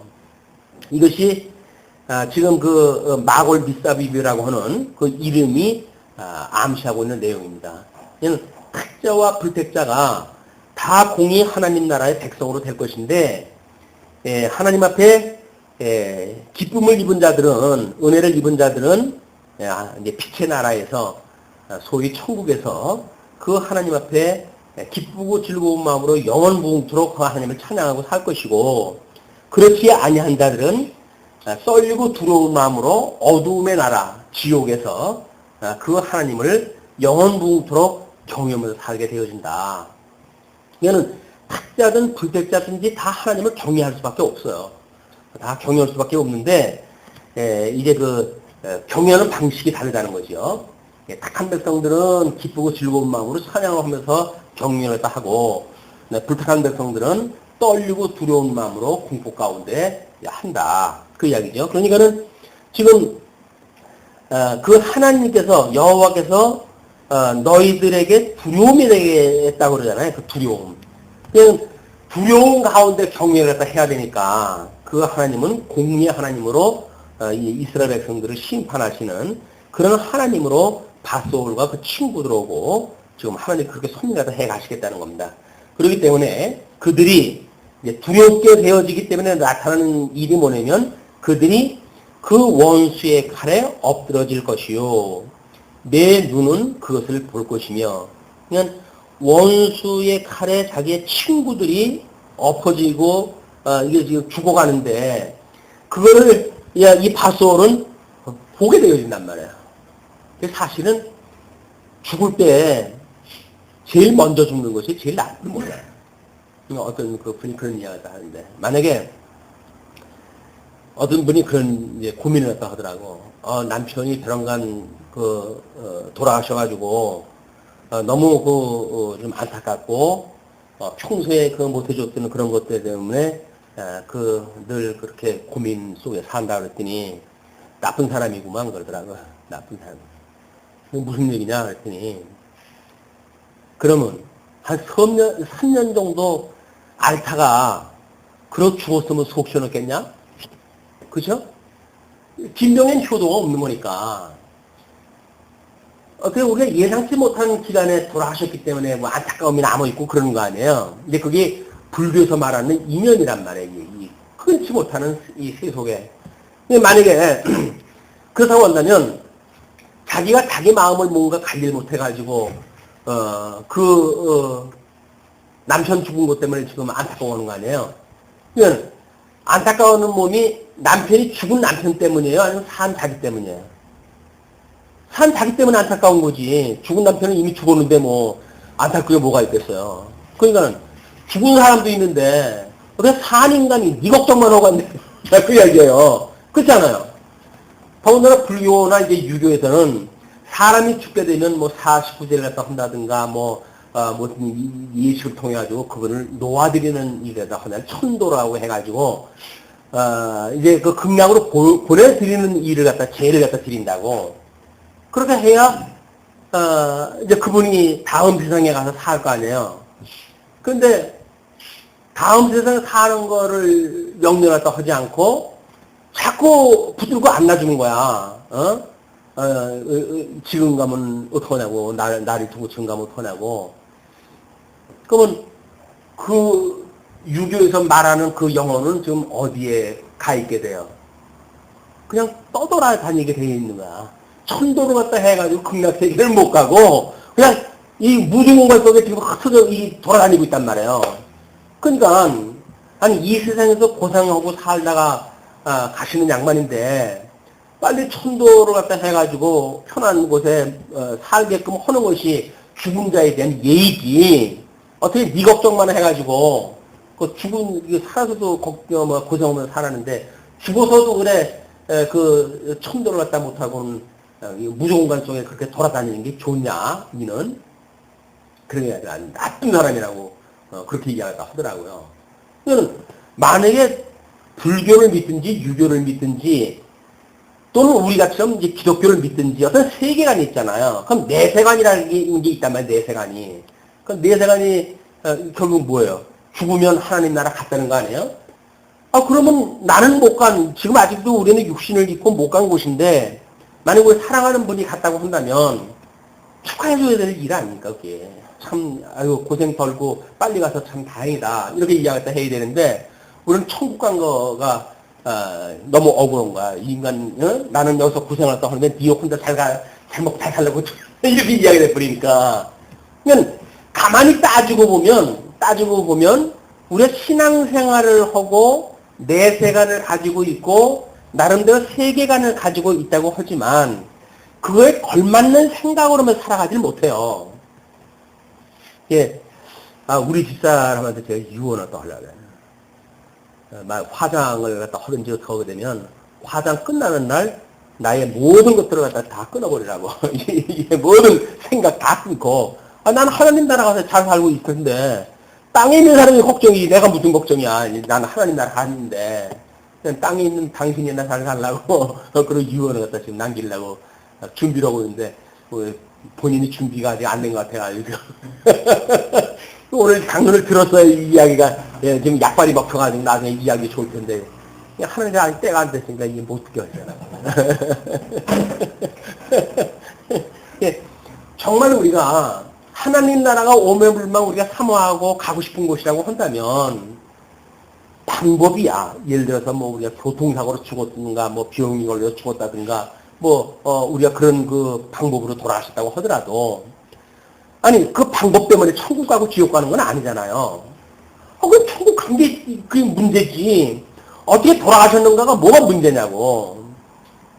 근데 뭐 이런 걸 말하지 않는 어떤 목사님도 뭐 자기한테 그 애를 먹였던 뭐 장로가 나중에 중풍이 들어가지고 뭐 목장님 하고 전화 갖다 했다고 그러면서 우스갯소리라도 하더라고. 그게 뭡니까? 예수를 믿는 사람이들 자기한테 잘못했다고 하나님 앞에 벌을 받아가지고 목장님하고 중풍이 걸렸다고 하는 게 말이 돼요? 이 강론한테 멀쩡해 그냥 하잖아. 강론한테 그런 거 아니라고. 목사한테 뭐 잘못하면 저주를 받고 목사가 저주권이 있고 축복권이 있는 것이 아니라고 말을 하잖아요. 근데 생각이 해가 딱 돌아가게 되면 그렇게 해석이 떨어져 버리면 안 되니까. 우리 정신 차리고 살지 않으면 말은 천상유수로 해가지고 우리는 저주권이 있는 것이 아니고 축복권이 있는 것이 아니고 이러기 때문에 목사는 다만 가르치는 선생이고 이렇게 곧잘 이야기를 하죠. 자기한테 서운하게 하게 되면 언제가 너는 하나님 앞에 저주받을 거야? 라고 하는 거야. 속에다 앙심을 품고 살아간다니까. 그거 앙심 품고 살아가는 사람이 무슨 평강을 그리고 살겠어요. 그 마음을 가지고. 그런 마음을 가지고 복음을 증거하니 그 복음이 온전한 복음이 증거되어지겠습니까? 이게 가르치는 사람의 이게 참 경계해야 될 일이다. 이덕성에도 마찬가지예요. 지가 잘났으니까. 하나님께 붙들어 주시지 않으면 언젠가 돌아설지 모르는 거예요. 그러니까 우리가 섰다 함도 아니고 이루었다 함도 아니라고 하는 늘 경계심을 가지고 우리가 이 신앙생활을 해야지 마치 다 이룬 것 같아. 완전히. 그러니까 세상 무서운지를 모르고 하나님 무서운지를 모르고 그 겁대가리 없는 짓을 하다 하죠. 정말 하나님 앞에 우리가 옷깃을 여미고 살아갈 이유가 온전하신 하나님께서 해가시는 일이 믿어진다고 한다면 차마 그런 이야기 할 수가 없지. 그런데 하나님께서 이 저주를 주시는 방법이 이 인간은 자기 친구들이 죽는 모습을 갖다 그대로 눈으로 보게 만든다는 거야, 이게. 죽을래 먼저 죽게 하시지. 그걸 갖다 해놓고 본인은 또 어떻게 해야 돼요? 바벨론으로 불러다가 바벨론으로 죽여오신다는 거야. 이왕이면 거기서 죽을 때 같이 죽어버렸으면 속 편하겠건만 그 친구들은 원수의 칼에 엎드러지고 너는 그를 볼 것이고 내가 온 유다를 바벨론 왕의 손에 붙이는데 그가 그들을 사로잡아 바벨론으로 옮겨 칼로 죽일 것이다. 내가 또 이 성의 모든 부와 모든 소득과 그 모든 귀물과 유다 왕들의 모든 보물을 그 원수의 손에 붙이리니 우리가 여기서 그렇게 치를 떨면서 볼든 거를 다 얻어겠다는 거야. 하나님께서 원수 손에다 다 남겨준대요. 예수 믿는 사람들이 정말 하루 먹고 살면 족한 줄 알고 살아가는 것이 행복한 사람들이지, 그걸 뭐 쌓아놓겠다고 해가지고 그냥 차근차근 고민 해가지고 그냥 그 뭐 욕심을 갖다 있는 대로 품고 그렇게 살다가 하나님께 불러가시면 그 나머지 거는 그냥 세상으로 가는 거예요, 이게. 그래서 하나님 나라 자기가 싸매가지고 할 겁니까? 우리가 이 재물관이라고 하는 것도 마찬가지인 거예요, 이게.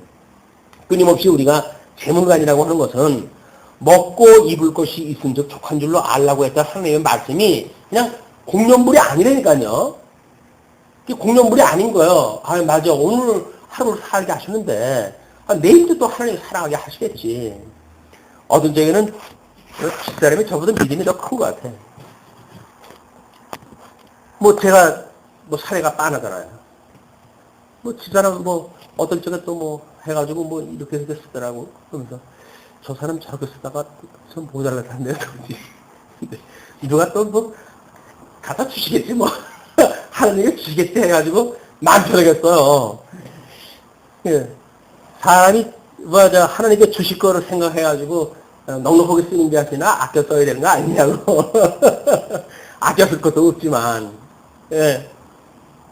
근데 정말 아는 게 아니라 누가 또 줬어. 그래가지고 뭐 불편 없이 또 한 달 살더라고요. 예. 하나님이 우리 먹게 오고 살게 하는 그거는 인간들이 물론 나름대로 뭐 이렇게 저렇게 계획도 세우고 이렇게 가지요. 그러나 그것을 이루어 가시는 분은 여전히 하나님께서 그 일을 해 가시더라. 뭐 정말 날벼락 맞듯이 맑은 그 대낮에 날벼락 맞듯이 쫓겨나가지고 뭐 가했잖아요. 그런데 또 하나님께서 이렇게 저렇게 먹고 살게 하시더라고요. 그러니까 하나님께서 우리가 일용할 양식을 물론 하나님의 말씀도 마찬가지지만 우리의 육신이 살게 하시는 한 사는 수단도 하나님께서 이루어 가시는 일이에요. 창조하셨던 세계를 하나님께서 지금 붙들고 이걸 섭리해 가시잖아요. 마찬가지로 하나님께서 창조한 인간도 하나님께서 섭리해서 해 가시는 일이지 그의 인간이 따로 하는 것이 아니다. 그래서 만약에 하나님이 그런 모든 일을 주시는 걸로 믿어진다고 한다면 그러면 우리 인심스며 살 수가 있을 것 같아요. 마음 넉넉하게. 참 없는 사람들한테 나눠주고 이렇게 하면서 되어지는데 그게 믿어지지 않으니까. 그냥 연보에 우리가 그렇게 인색을 갖다 하고 다른 사람이 연보 더 할까봐 그냥 우리가 뭐 아주 일삼아 말리고 이런 그 일들은 하나님이 믿어지지 않기 때문에 만들어진 일인데 방법적으로 해가지고 뭐 그러지 말라 그게 무슨 의미가 있어요. 하나님이 믿어져야 막 그런 것들이 이것도 하나님이 주신 거로구나 라고 믿어져야 신앙 고백하는 마음으로 왜 연보하다 하는 일이지. 지금 이 자기가 맞았던 모든 그 귀물들 뭐 소득 이런 것들을 부와 모든 것들을 원수의 손에 붙이겠다. 그들이 그것을 탈취하여 바벨론으로 가져가리라. 이 세상의 갈증에는 너나 것도 이제 빈손으로 가는 거예요. 빈손으로 가는 것. 그냥 빈손으로 가는 당연지사에 대한 이런 것들에 대해서 우리가 많은 성찰을 갖다 해야 빈손으로 갈 때 편안한 마음을 가지고 빈손으로 가는데 이게 신앙적으로 정리가 되지 않으면 빈손으로 가는 건 빈손으로 가는데 마음은 영 안타까움을 가지고 빈손으로 가게 되니 그게 천국에 어디 변방증 가가지고 있을지 모르겠지. 천국에 어떤 그 문이나 겨우 들어가가지고 살는지 모르겠어요. 예. 하나님 앞에 정말 우리가 이런 게 믿어져가지고, 정말 세속의 모든 거로부터 자유로웠으면 좋겠다. 이번에 우리 남전도의 특강에서 그 주제의 그 핵심 포인트를, 뭐라고 했는지 혹시 기억납니까? 그 유튜브에다가는 그 구절을 갖다 썼는데 우리가 히브리서부터 유다서까지가 뭘로 교회를 견인하시는 거라고 그랬어요. 품위라 품위. 이 품위로라고 하는 그 이야기는 이 세상에 대한 것들을 포월되어지는 것이 우리가 이 하나님 나라라고 이렇게 이야기를 했단 말이에요. 세상의 걸 포함한, 그러면 세속적으로 해가지고 이 남자와 여자의 관계가 세상에서 지금 보는 어쩔 수 없는 한계의 관계란 말이에요. 근데 이것이 신앙적으로 우리가 이게 해석이 되어져 가지고 이걸 뛰어넘을 수가 있어야 되는데 뛰어넘지는 못하고 맨날 이걸 가지고 갑론을박 하니까 예수를 믿으면 뭐래요? 여전히 세상에서는 논리를 가지고 살아가니까 해결이 안 되는 거예요. 21세기가 돼가지고 그래 그 셈의 장막에 이 야벳의 장막이 우리가 이렇게 거하게 되어진다고 한다면 적어도 이제는 우리가 성경 신학을 이해했고 이 내재적으로 초월되어지는 하나님의 이 계시관을 이해했다고 한다면 현실의 거에 우리가 붙들려 가지고 이거를 부인한다는 건 말이 안 되잖아요. 우리가 이거를 내재적으로 초월되어져 있는 세계관을 갖는 것이 얼마나 중요한 건지 자꾸 묵상을 하다 해야 되는 겁니다. 여기에 빠져 살게 되면 그건 믿지 않는 사람들이고, 믿는다고 그러면서 이거 무시하고 이쪽으로만 가 있어도 관념적인 사람들이고, 어떻게 내재적으로 초월되어져 있는 신앙관을 가지고 살아가는가라고 하는 거는 끊임없이 우리들한테 중요한 이게 숙제거리예요. 이건 학습으로 이루어지는 겁니다. 학습. 익힌 공부. 이론적인 공부는 우리가 뭐 이걸 배운 공부로 해가지고 그동안 이걸 하지요.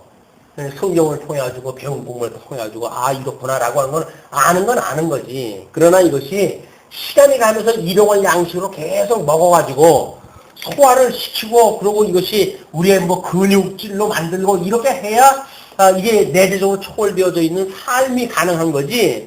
공부만 해가지고 배운 공부만 하게 되면 이건 이루어질 수가 없어요. 끊임없이 2층 공부가 필요하다. 2층 공부는 교회 생활 때 해야 되는데 교회 생활은 출석이 돼야지 교회 생활 때 하지. 이게 뭐 이런 일 저런 일로 해가지고 다 빠져버리게 되면 결국은 2층 공부는 영원한 일이 돼버리고 만다.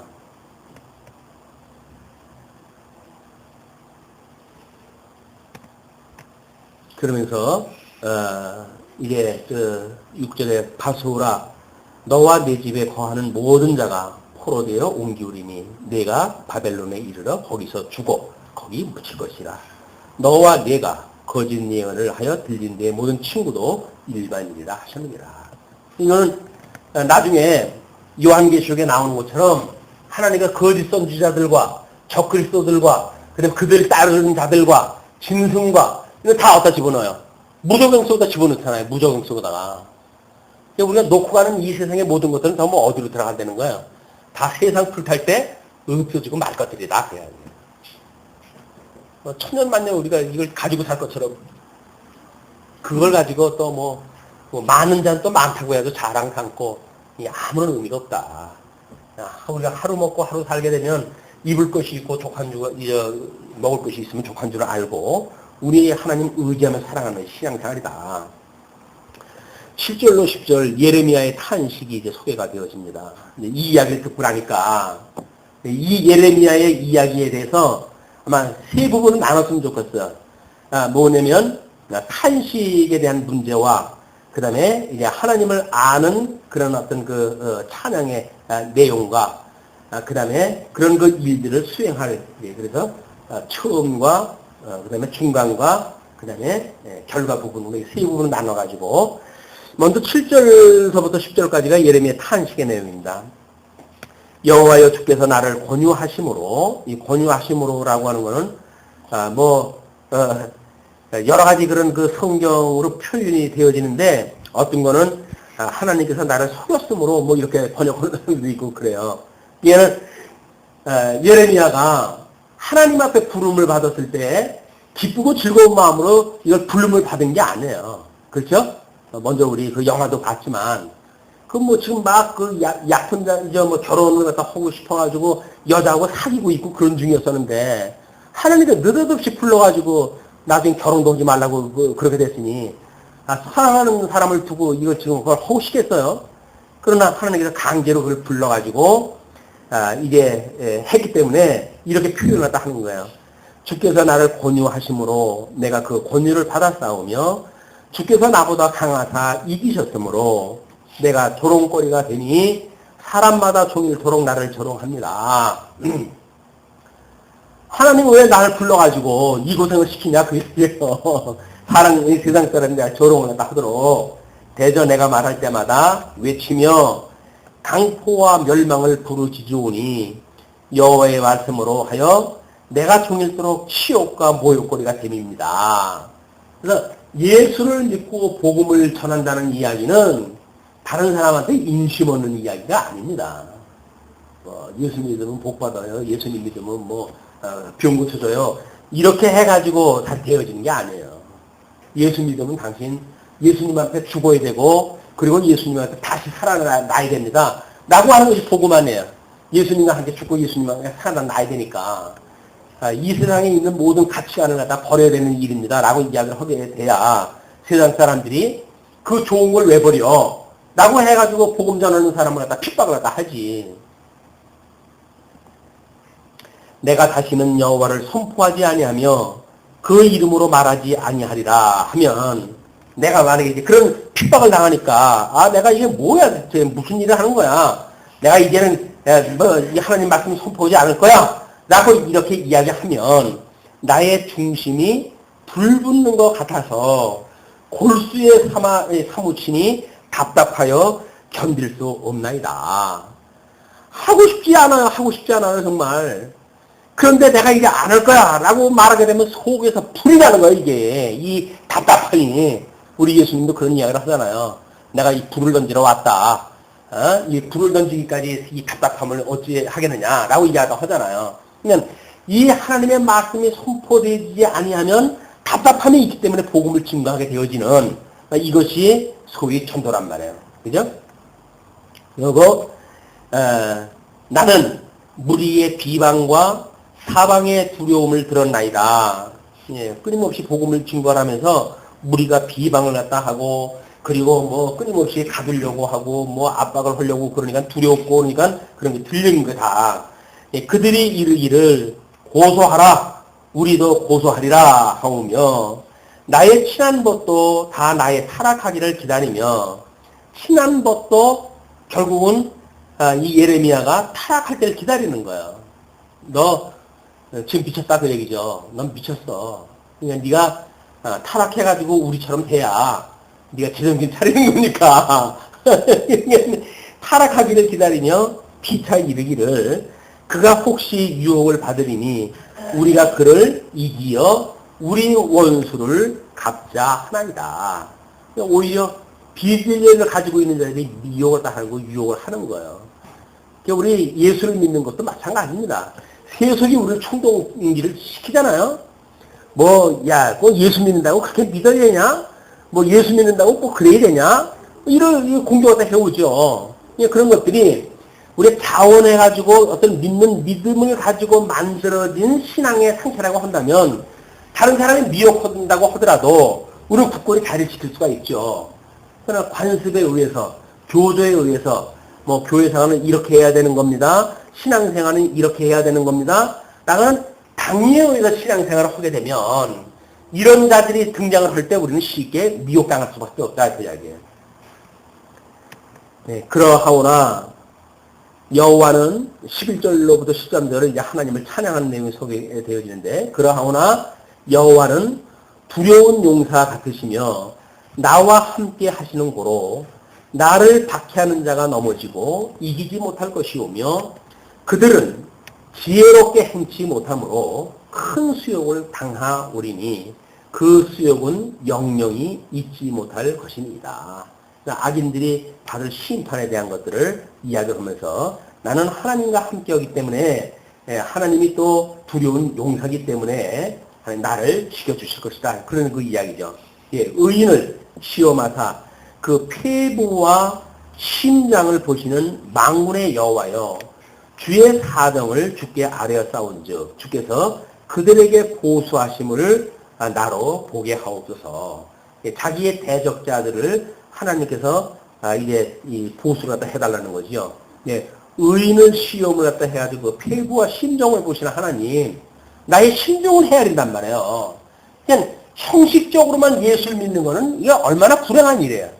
즐겁고 기쁘지도 않아. 그냥 억지로 이걸 교회 생활 때 해야 되니까.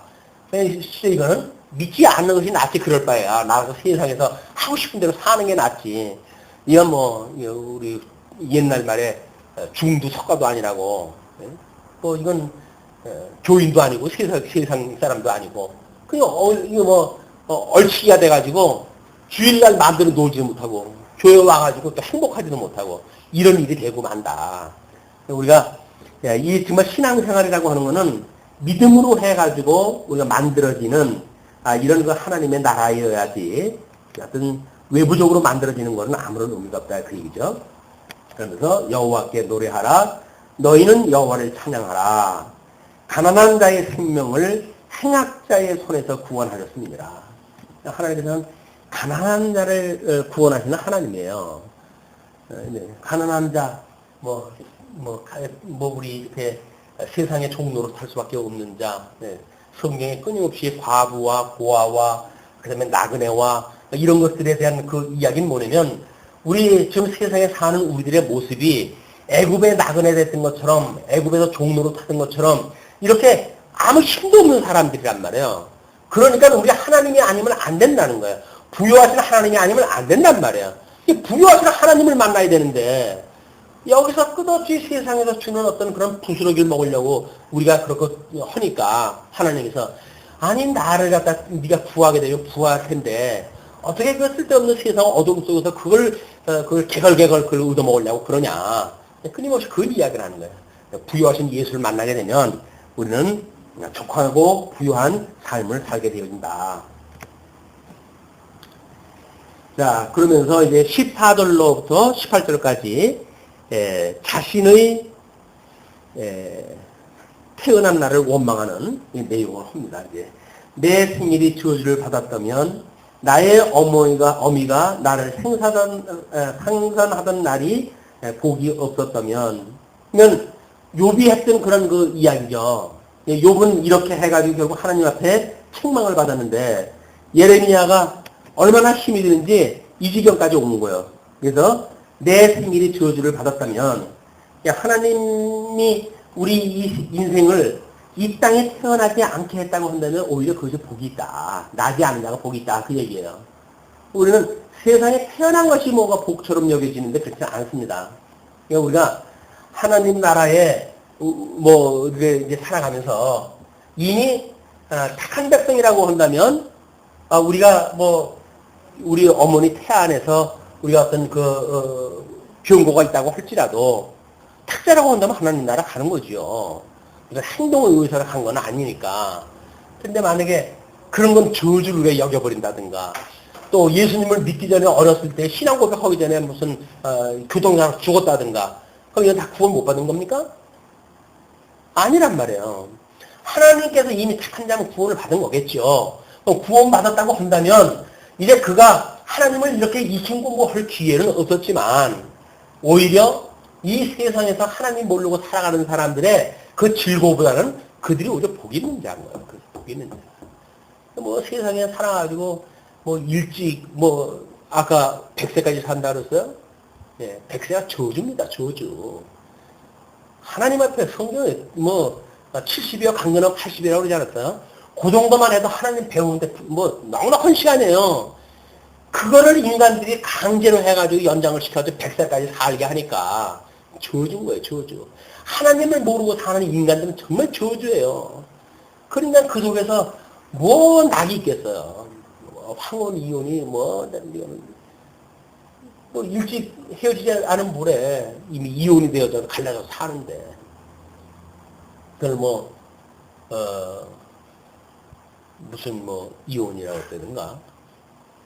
네. 그건 너무 이제 점잖은 표현이고 자식을 혼인문 이혼 혹은 결혼해가지고 이혼되는 거 같잖아요. 그것이 아니라 자녀들을 신혼여행을 보내고 그 자리로 돌아서가지고 법정으로 가가지고 이혼 수속을 받는 것이 혼인문 이혼이에요. 그런 세상이에요. 하나님을 모르고 산다고 하는 이 인생은 100살 동안 사는 것은 저주예요. 거기다가 있을 거나 많아가지고 훔쳐갈까봐 그냥 높은 담 따놓고 사방에다 CCTV 그냥 걸어놓고 이거 산다고 한다면 그것도 저준 거예요. 지금 그 우리 재벌들 해가지고 뭐 CJ 회장 이제 그 감옥에 들어가겠더만 해먹은 게 보니까 다 있는 것 때문에 그런 거 아니에요? 있는 게 저주라니까요. 있는 것 때문에 다른 사람한테 욕먹으면 그거 다 저주지요. 있기 때문에. 없으면 다른 사람이 뭐라고 그래요? 있는데 어떤 사회적인 책임 못 진다고 해가지고 사방에서 지금 정지하고 그러는 거 아니에요? 그게 다 이게 전부 저주라고, 저주. 세상에 돈 많은 게 이게 행복이 아니에요. 돈 많은 게 저주라니까요. 가난한 게 저주인가요? 예수를 믿고 살게 되면 돈 없는 게 그게 축복이라니까요. 이덕석이도 지금 돈 많아봐요. 아이고, 얼마나 잘난 척을 하겠어요, 직골에. 그러나 하나님께서 다 뺏겨놔버리고 없으니까 꼼짝을 못 하잖아, 하나님 앞에. 이게 하나님께서 붙들어 주시는 은혜라니까요. 뭐가 더 필요해요? 하나님께서 은혜로 붙들어 주시는 게 이 강권이지. 내가 있는 여건, 내가 믿음이 좋아가지고 잘 지킨다고요? 새빨간 거짓말이에요. 하나님께서 여건을 우리한테 밀어넣게 되면 황무장사가 없어요. 그거 잘하신 목사님들 봐요. 저 돌아쓰고 그냥 망령 나는 거 보십시오. 안 됩니다. 안 돼요. 하나님께 은혜로 붙들어 주셔야 돼요. 이게 제일 좀 위기 속에 살아가는 거예요. 신앙생활이라고 하는 건 지금 절대 위기 속에 있는 겁니다.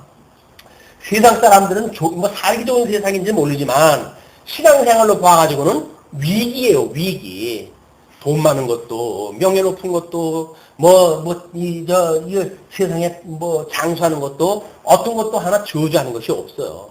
믿는 사람이 거기서 잘 구별해내지 않으면, 구별한 삶이 아니면, 그런 생애가 아니라고 한다면, 저주받은 사람 다를 게 뭐가 있어요? 똑같이 그러고 사는데.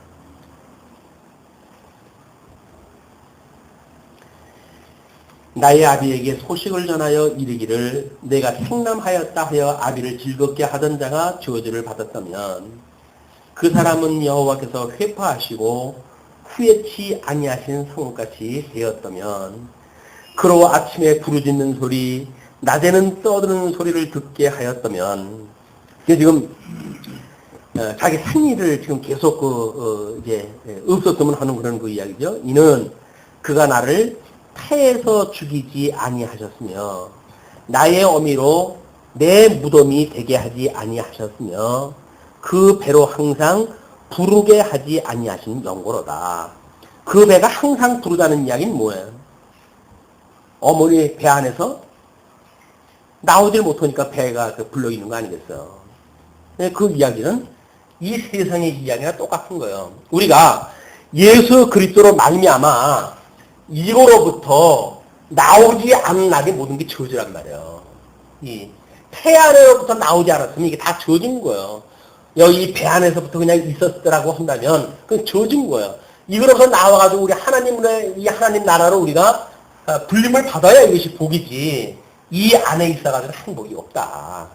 이거를 지금 어떤 자기 생일이라고 하는 문제를 가지고 이렇게 풀어나가는데 만약에 이것이 신앙적으로 해석이 안 되게 되면 우리 어떤 문장으로만 이해를 하게 되면 내 생일이 없었으면 이런 것이 없다고 보는 거 아니에요. 근데 생일이라고 하는 거는 지금 이 세상에 살게 되어진 자연인의 이 예레미야를 이야기를 하는 거죠. 그러니까 이것이 없어야 여기서 사는 건데 이것이 있기 때문에 못 산다는 거 아니에요. 그러니까 지금 하나님께서 이걸 심판하다 해가지고 나는 이것을 살게 해달라고 하는 지금 이야기가 지금 진행이 되어지고 있는 겁니다. 그래서 어찌하여 내가 태에서 나와서 고생과 슬픔을 보며 나의 날을 수욕으로 보내는고. 어찌하여 내가 이 세상에 눈을 떠가 이 세상에 태어나가지고 고생을 합니까? 이 문제는 어떻게 이제 해석이 되어져요? 하나님 앞에 부름을 받아가지고 하나님께서 온전케 하시는 하나님 나라가 완성이 되어질 때만 이것이 보상이 되어지는 거라고요. 그렇죠? 이 세상에 태어난 모든 사람들은 다 생일을 저주할 사람들이지 여기서 아이고 태어나가지고 해피 버스데이 투유 해서 박수치고 좀 축하할 노래가 아닌 거예요 지금. 예수를 갖다 모르면서 태어난 거 축하하고 할 때가 아니라니까요. 저주받은 세상 속에서 이걸 100년 동안 산다고 생각해 보십시오. 지금 살아온 날도 끔찍한데 돌이켜가지고 이 날을 보세요. 이게 살만한 세상인가? 하루속히 우리 하나님 나라 사는 것이 진정한 행복이다. 우리 빨리 가는 거. 뭐 다른 사람들 100년씩 살라고 그러고 우리는 70, 80 살다가 가면 이게 하나님께 주셨던 복이다. 이렇게 여기시고 뭐 장수하기 위해 가지고 뭐 건강을 위해 가지고 뭐 노심초사할 것도 없어요. 하나님께 수완 주시는 날까지 하나님 경영을 살다가 그냥 그분 배우는 걸 열심히 우리가 이제 배워야 되는데 뭐 그분도 열심히 배우지도 않고 세상에서도 뭐 제대로 복도 못 받고 그럼 이거 제일 불쌍한 사람인 거예요 이게. 사도 바울의 이야기처럼 제일 불쌍한 거. 여기도 빠지도 못하고 이식도 빠지도 못하고 우리 주어진 이 하나님의 나라를 우리가 배우고 익히는 이런 그 시간들을 좀 아끼는 이런 시간이 되어져가지고 뭐 장로님은 이제 뭐 연세 높으시니까 뭐 그런다고 하지만 우리 젊은 또 부부 오늘 아주 얼마나 예쁜지 몰라요. 배운 공부와 익힌 공부가 좀 더 발전되어지는 좋은 기회가 되었으면 좋겠습니다. 기도하시죠. 한다면 그런 감각이 아니라고 한다면 그리스도와 우리는 상관이 없는 거죠. 그리스도와 우리는 상관이 없는 거예요. 그저 나를 정당화하기 위한 이론만 있을 뿐이지. 그게 하나님 말씀하고 뭐 상관이 있어요. 우리 어떤 그 교조화되어져 있는 신앙 어떤 성경을 통해서 배우고 깨달았던 거를 갖다가 어떤 도구마 이런 교조 신조라고 하는 걸로 만들어 나가지고 살아가는 이 삶하고 이 하나님의 말씀을 먹고 살아가는 사람들은 완전히 다른 겁니다. 우리 교조를 가지고 어떤 신앙생활이라는 건 이런 거야 라는 걸 가지고 신앙생활을 한다고 그러잖아요. 근데 그게 아니란 말이에요. 우리가 살아가는 건 하나님의 말씀을 가지고 먹고 살아가는 거지 뭐 머릿속에 그 잘라빠진 이론 몇 개 가지고 집어넣었다고 해가지고 그 논리를 가지고 살아가는 게 아니란 말이에요. 여전히 하나님의 말씀을 공부하게 되면 논리를 이야기를 하고 뭐 체계를 이야기를 하고 그런 것들은 성경이 이게 진리인가를 깨달아가기 위한 우리의 공부의 방법이지 그걸 배우는 것이 근본적인 목적이 아니잖아요. 우리의 근본 목적은 그렇게 깨달아진 성경이 하나님의 말씀이라고 확인되어진 그 성경이 하나님의 말씀으로 우리한테 먹을 수 있는 양식이 되어져야 그게 도구로 필요한 거지 하나님의 말씀으로 우리한테 먹여지지 않는다고 한다면 그 이론 체계가 우리가 뭔 상관이 있습니까? 아무 상관이 없는 거예요. 그러니까 예수 천당 불신지옥만 듣고도 예수를 믿었던 그 사람들이 오히려 더 실질적인 거라니까요. 뭐 말씀 많이 한다고 해가지고 뭐 이거 뭐 설레발을 치고 하는 거 아무런 의미가 없어요. 하나님 말씀 생명의 양식으로 우리가 공부받지 않으면 자 너는 이제 가서 그 함께 가는 자의 목전에서 그 오지명을 깨뜨리고 그들에게 이르기를 만군의 여호와께서 이같이 말씀하시되 사람이 토기장이의 그릇을 한번 깨뜨리면 다시 완전하게 할 수 없나니 이와 같이 내가 이 백성과 이 성을 파하리니 그들을 매장할 자리가 없도록 도벳에 장사하리라. 흰놈의 지금 쓰레기 태우는 곳이니까 인간이 하나님을 경외하지 않고 죽는 그 시체라는 건 결국 뭐예요? 쓰레기 땅에다 불태워가지고 화장시킬 것밖에 없는 거예요. 우리가 뭐 지금 이제 장수의 시대라고 하지만 어차피 사람이 죽으면 뭐 땅에다 묻거나 무슨 뭐 불태워가지고 화장하거나 그럴 거 아닙니까? 근데 그건 그냥 흙이니까 흙으로 돌아간 거예요. 그것이 우리들의 무슨 행하는 사람의 무슨 어떤 영혼이 깃들어져 있는 것도 아니고 거기에 무슨 어떤 의미가 있는 것도 아무것도 없어요. 그냥 흙으로 됐던 것이 흙으로 재로 돼가지고 거기에 들어가져 있는 것 뿐이에요. 불교에서도 그걸 꺼낸다고 그러는데 예수를 믿는다고 하면서 영원한 하나님 나라를 우리가 소망으로 그 기업에 참여가 되어졌다고 하면서 세속의 그런 그 일들로부터도 자유롭지 못하다고 한다면 뭡니까 이게? 우리 뭐 권사님 돌아가신 박한풍 때문에 괴로우거나 그러시진 않으신가요? 이미 그분은 하늘나라에 가 계신데 아니 불 펴가지고 흙으로 돌아간 거에 뭘 인연을 가지고 거기에 무슨 관심을 가져가지고 거기다가 지극정성 뭘 갖다 해야 되는 이유가 뭐가 있느냐고요. 영원하신 하나님 나라가 믿어지지 않는다는 이야기예요, 지금. 예수 믿어 여전히 뭐 그런 제례 이런 거에 우리가 관심을 갖고 뭐 지극정성 절을 갖다 해야 되고 하는 이유는 뭐예요? 예수 믿지 않는다는 이야기예요. 하나님 나라 믿지 않는다는 이야기예요. 그냥 세상 사람들이 살던 대로 살아야 내 마음도 편하고 뭐 이웃 사람도 편하고 그러니까 그렇게 허무해서 살겠다는 이야기예요. 예수를 믿는다고 한다면 뭔가 다른 세계관이 만들어졌고 그렇다고 한다면 우리가 뭐가 변화가 있는 거 아니겠어요? 왜 그렇지 않을까요? 그 이야기는 여전히 세상 살던 사람, 애굽에서 살던 그대로 우리가 살고 있기 때문에 그런 것이다. 그로부터 우리가 진정 자유를 갖다 누리지 못한다고 한다면 지금 이 진리 세계를 우리가 알지 못하는 거야. 진리를 알지니 진리가 너희를 자유롭게 한다고 그랬는데 진리를 아는데 왜 우리가 그 세속으로부터 자유롭지 못할까요? 사망의 권세로부터 왜 자유롭지 못할까요? 그 사람들의 종이 돼가지고 그 사람들이 가자고 하는 대로 끌려가야 될까요? 그건 진리를 모르니까 그러는 거예요. 진리를 안다고 한다면 우리는 자유로워요. 그런 세속적인 그런 일로부터 자유롭다고요. 사단이 우리한테 미혹하는 것도 우리는 자유롭다니까요. 근데 자유롭지 못한다는 이야기는 뭐예요? 여전히 그 사단의 종 노릇을 하고 있는 거예요. 종이라고 해야 종입니까? 거기에서 그 뭐 아부나 떨고 거저 죽인 거 먹고 살면 그게 종이지. 이게 지금 하나님께서 전부 흰농골짜기에다 해가지고 매장짜리가 없도록 해버리겠다 그 이야기 아닙니까? 자, 무서운 선언들이 지금 소개가 되어집니다. 나 여호와가 말하노라. 내가 이곳과 그중 거민에게 이같이 행하여 이 성으로 도배깎게 할 것이다. 그러니까 흰놈의 골짜기처럼 이 예루살렘 도성을 그렇게 하시겠다 그 이야기예요. 예루살렘 집들과 유다 왕들의 집들, 곧 그 집들이 그 집 위에서 하늘의 만상에 분양하고 다른 신들에게 전제를 부음으로 더러워졌은즉 도백 땅처럼 되리라 하셨다 하라.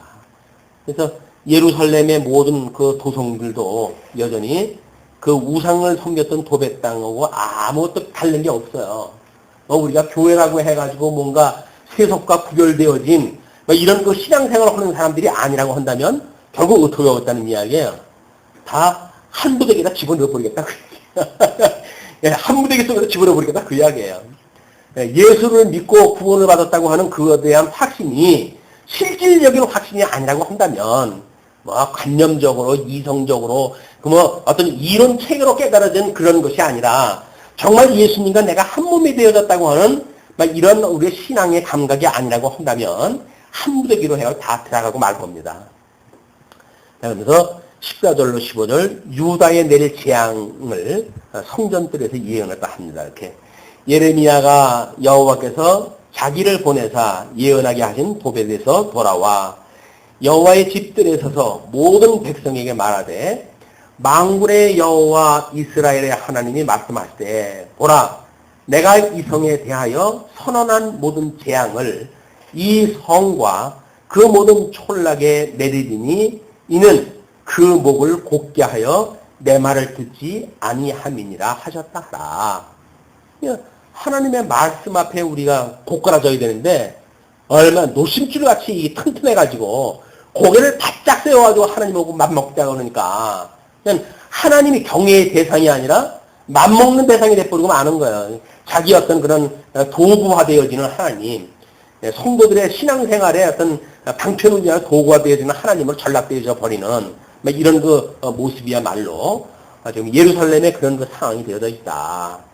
하나님 앞에 부름을 받아가지고 이끌림을 받아가지고 출애굽이 되어졌고 출애굽되어졌던 백성들이 하나님 약속하셨던 가나안 땅에 들어와가지고 나라가 창건되어지고 그러고 분국이 되어졌지만 요시야 임금을 통해 가지고 다시 뭔가 종교 개혁이 일어나가지고 이렇게 회복되어지는 것 같지만 끝내 바벨론에 포로로 끌려가지 아니하면 안 될 만큼 이 악이 꽉 찬 거예요. 이제 악이 꽉 찼어요. 그래가지고 예루살렘의 이 멸망에 대한 선언을 지금 합니다.